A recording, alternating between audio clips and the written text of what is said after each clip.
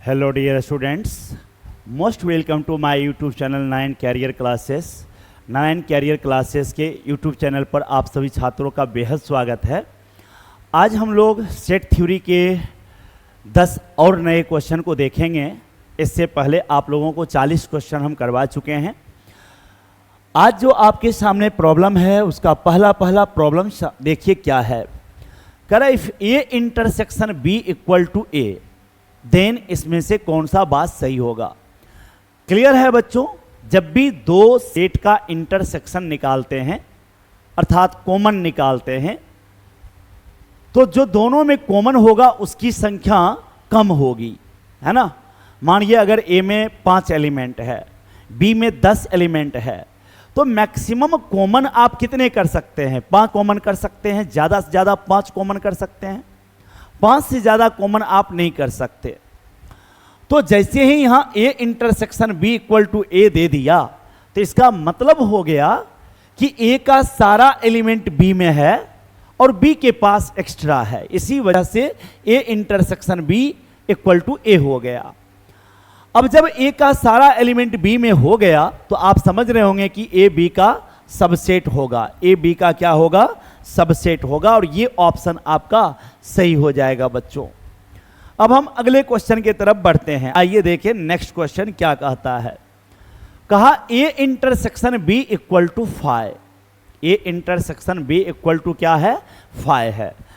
तब इसमें से कौन सा बात सही है? अब एक बात बताइए, A intersection B equal to 5 होने के लिए क्या ये सब होना जरूरी है?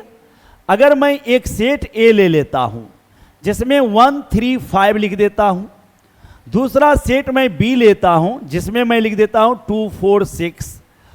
अब अगर मैं आपसे पूछूं कि ए इंटरसेक्शन बी क्या होगा, आप कहेंगे सर कुछ भी कॉमन नहीं मिल रहा है, जवाब 5 होगा, है ना। अब हम देखते हैं कि क्या A intersection B equal to 5 होने के लिए ये सब कंडीशन होना जरूरी है क्या? तो इसने कहा या तो ए 5 के बराबर होगा या बी 5 के बराबर होगा, तभी ऐसा हो सकता है। लेकिन यहां तो ना ए 5 है और ना ही बी 5 है, फिर भी ए इंटरसेक्शन बी आपका 5 हो गया। तो कहने का मतलब यह है कि ये कंडीशन होना जरूरी नहीं है। दूसरा है कि ए 5 होना चाहिए और बी भी 5 होना चाहिए। दोनों में से कोई यहां 5 नहीं है और फिर भी आपका ए इंटरसेक्शन बी जो है वो 5 है। तो यह डिमांड भी गलत हो गया। फिर इन्होंने कहा कि ए 5 होना चाहिए लेकिन बी 5 नहीं होना चाहिए, और ऐसी स्थिति में ए इंटरसेक्शन बी 5 होगा। और गौर करिए ए 5 नहीं है जबकि इनका डिमांड है कि ए 5 होना चाहिए। तो इनका यह डिमांड भी गलत हो गया। जवाब आपका नन ऑफ दीज हो गया बच्चों। अब हम अगले क्वेश्चन की तरफ बढ़ते हैं। आइए देखते हैं next question. A union B equal to 5 कहा। अब आप जान रहे हैं कि यहां ए और बी को मिलाया गया है। अगर ए में कुछ एलिमेंट होगा या बी में कुछ एलिमेंट होगा तो ए यूनियन बी करने पर कुछ ना कुछ तो एलिमेंट आएगा ही ना। दो सेट को मिलाने के बाद कुछ भी मेंबर नहीं हो, यह कब घटना घटेगी? अगर ए और बी को मिलाएं और उसमें एक भी एलिमेंट नहीं आए, यह घटना कब घटेगी? जब ए के पास भी कुछ नहीं हो और बी के पास भी कुछ नहीं हो, अर्थात ए भी 5 हो जाए और बी भी 5 हो जाए। तो चलिए A equal to 5 and B equal to 5 ढूंढते हैं, जो कि डी ऑप्शन में है, और यही आपका जवाब हो गया बच्चों। अब हम अगले क्वेश्चन की तरफ बढ़ते हैं, नेक्स्ट क्वेश्चन की तरफ। आइए देखिए क्या कह रहा है। कह रहा है late x equal to 1 2 3 4 5 6 7 8 9 10 be the universal set and A equal to 2 4 6 B equal to 1 3 7 B it's subset then A dash intersection B dash is equal to. बच्चों आपको यहां पर ए डैश और इंटरसेक्शन बी डैश पूछा है। Simple way में अगर कहें तो आप ए डैश अलग निकाल लीजिए, बी डैश अलग निकाल लीजिए और दोनों का कॉमन चीज ले लीजिए, आपका जवाब हो जाएगा। अगर ऐसे मन नहीं है तो डिमॉर्गन लॉ कहता है कि ए यूनियन बी का डैश अगर आप करेंगे तो ये आपको ए डैश इंटरसेक्शन बी डैश होगा। अब यहाँ ए यूनियन बी अगर आप निकालेंगे, दोनों को यूनाइट कर दीजिए, एक जगह मिला दीजिए, तो आपको आएगा 1 2 3 4 4 6 7, 5 नहीं आया है बच्चों इसमें। अब अगर इसका हमें डैश निकालना है, इसका क्या निकालना है बच्चों? डैश। तो डैश निकालने का अर्थ क्या है? इस सारे एलिमेंट को यूनिवर्सल सेट से हटा देना है। कॉम्प्लीमेंट्री का मतलब होता है इसे हटाना, वहां से घटा देंगे हम। तो जब इन सब को हटाएंगे तो क्या क्या मिलेगा इसमें? ढूंढिए। 5 मिल जाएगा। एंड 6 7 तो नहीं ही लेंगे, 8 ले लेंगे, 9 ले लेंगे और 10 ले लेंगे। सो आपका जवाब 5 8 9 10 हो गया। और ढूंढिए 5 8 9 10 आपको सी नंबर ऑप्शन में मिल रहा है और यही आपका जवाब सही हुआ। आइए अगले क्वेश्चन की तरफ बढ़ते हैं। आपका नेक्स्ट क्वेश्चन है बच्चों, कंसीडर द फॉलोइंग स्टेटमेंट्स। इस स्टेटमेंट्स को आप कंसीडर करिए। तो सबसे पहले ये बात तो आपका गलत है। क्यों गलत है बच्चों? ये डी मॉर्गन लॉ पर आप जानते हैं कि ए इंटरसेक्शन बी का डैश जो होता है ये आपको ए डैश यूनियन बी डैश होता है, जबकि यहां पर आपको कह दिया गया कि ए इंटरसेक्शन बी का जो डैश है वो आपको ए डैश इंटरसेक्शन बी डैश है, और ये कहना सरासर गलत है। तो अब ये हम कट कर दिए। अगला बोला गया बच्चों ए यूनियन बी का जो डैश है वो आपको ए डैश यूनियन बी डैश है, और यह भी डी मॉर्गन लॉ के हिसाब से गलत है। डी मॉर्गन लॉ का कहना है कि ये यूनियन अगर होगा तो आपको ये ऐसे लिखाएगा ए डैश इंटरसेक्शन बी डैश। सो दूसरा स्टेटमेंट भी आपका गलत हो गया बच्चों, है ना। एंड तीसरे स्टेटमेंट की तरफ बढ़िए। आपसे कहा गया ए माइनस बी का dash, A dash minus B dash. Check कर लेते हैं कि ये बात सही है या गलत है। अभी आपके पास ए माइनस बी का डैश दिया है बच्चों, लेकिन आपको बता दें कि ए माइनस बी को ए इंटरसेक्शन बी डैश लिखा जाता है। ये जो अंदर है उसके बदले ये लिखे हैं। अब ये डैश हो गया। डी मॉर्गन लॉ का कहना है कि अगर इंटरसेक्शन कुछ सेट का है और उसका आप कॉम्प्लीमेंट्री करते हैं तो इंडिविजुअल कॉम्प्लीमेंट्री होगा, लेकिन सारा इंटरसेक्शन आपका यूनियन में बदल जाएगा।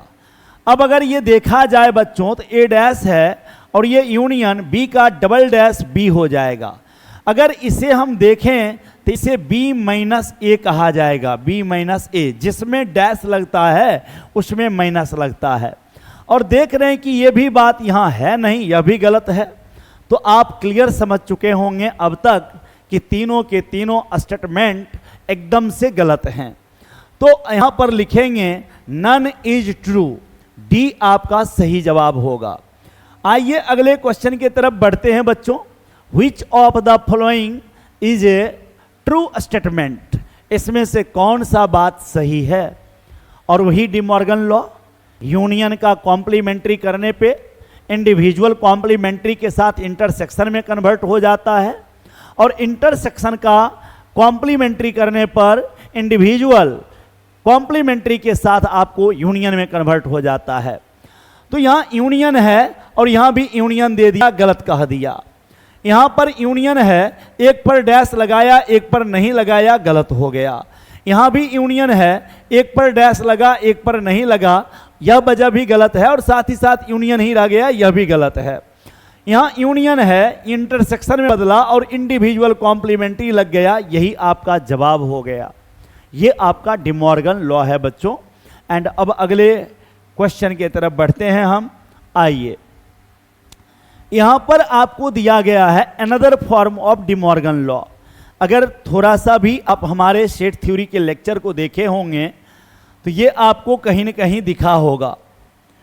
इसको another form of De Morgan law कहते हैं। क्या रिजल्ट लिखाएगा? ए माइनस बी, और ये यूनियन आपका बच्चों इंटरसेक्शन में कन्वर्ट हो जाएगा और ये ए माइनस सी लिखाएगा। ये पहला रिजल्ट आपको बताए। अगर यही चीज आपको यहाँ इंटरसेक्शन में देगा ना बच्चों, तो ये आपका ए माइनस बी होगा और इंटरसेक्शन यूनियन में कन्वर्ट होगा और ए माइनस सी लिखाएगा। थोड़ा सा मैच करवाइए और देखिए कौन सा बात आपका सही है। पहला बात आपका गलत है, यूनियन यूनियन ही रह गया। यहां यूनियन आपका इंटरसेक्शन में बदल गया है और यही आपका जवाब सही हो गया बच्चों। तो आपका सेकंड ऑप्शन सही है। चलिए अगले क्वेश्चन के तरफ बढ़ते हैं। ये आपको कह रहा है for any set which of the following is a true statement. बच्चों ये कंप्लीटली आपका डिफिनीशन है। अगर आप सेट थ्योरी के बेसिक बात को ध्यान में रखते हैं ना, तो ये सारा चीज आपको आसानी से समझ में आएगा। और ये वीडियो आपके बेसिक को सुधारने के लिए ही है। ये IIT JEE मेंस के क्वालिफाई करने के लिए नहीं है। ये आपके बेसिक मैथमेटिक्स को अच्छा करने के लिए है। और अगर आपका बेसिक अच्छा होता है तो बाकी चीजें धीरे धीरे और अच्छा हो जाएगा। तो आइए देखते हैं। हम यहां पर ए डैश है। ए डैश का मतलब हम बता चुके हैं कि आपको वो एलिमेंट लेना है जो यूनिवर्सल सेट का तो हो पर ए का नहीं हो। तो चेक करिए, यूनिवर्सल सेट का तो है पर ए का नहीं है और यही ऑप्शन आपका जवाब रहेगा और यही ऑप्शन सही है। चलिए अगले क्वेश्चन के तरफ बढ़ते हैं हम। नेक्स्ट क्वेश्चन के तरफ फिर से ये डी मॉर्गन लॉ आ गया। ये तो पिंड छोड़ ही नहीं रहा है, बहुत भी इंपॉर्टेंट लॉ है ये बाबू। ये आपको 11th 12th का फेमस रूल है और आगे चल के ग्रेजुएशन में अगर आप पढ़ेंगे, मैथमेटिक्स ऑनर्स लेंगे, तो वहाँ भी सेट थ्योरी के अंदर डी मॉर्गन लॉ का जनरलाइज्ड फॉर्म पढ़ेंगे आप। तो चलिए यहाँ देखिए, ये यूनियन है, यूनियन रह गया, बकवास कर गया। ये इंटरसेक्शन है, यूनियन में बदल गया और इंडिविजुअल लग भी गया, कॉम्प्लीमेंट्री। तो यही आपका जवाब हो गया बच्चों। क्लियर है? ये आपका डी मॉर्गन लॉ हो गया। चलिए अगले क्वेश्चन के तरफ बढ़ते हैं। ये आपका क्वेश्चन 50वां नंबर है। If A is subset of B. A is subset of B का मतलब क्या हुआ बच्चों?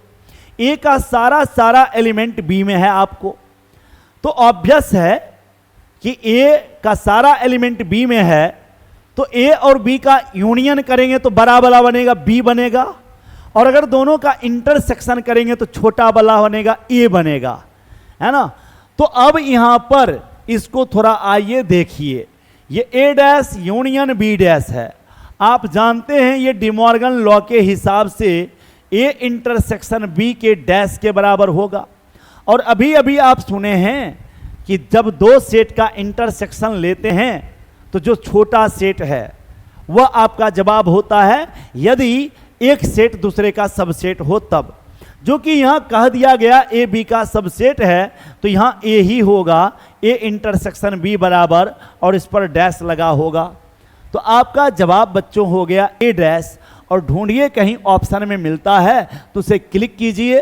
और इसी के साथ आज का 10 क्वेश्चन आपका समाप्त होता है। मिलते हैं फिर नए 10 क्वेश्चन के साथ। तब तक के लिए आप लोगों को जय हिंद, जय भारत।